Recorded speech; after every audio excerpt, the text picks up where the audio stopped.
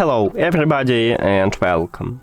In this video I'm going to show you how to enable or disable HD audio for your earbuds Moto Buds 270.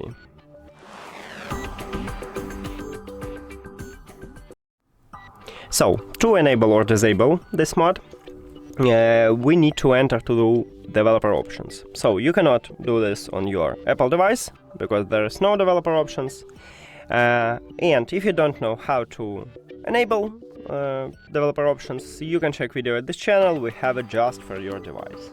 After you do this, you need to go to the settings, then to the system, so scroll down, system, and right here, at least on stock Android, we have developer options. Enter here, and you need to scroll down and find HD audio, but you can also use the search and write HD. Right here, we have HD audio, but located in the developer options. Tap at this line, and here it is. Now, to disable it, you need to tap one time at the slider near to it, if the slider have a colorful background. To enable it, you need to also tap one time at the slider, but if the slider have empty background. After you enable it, you can now swap between Bluetooth audio codec. And that's it!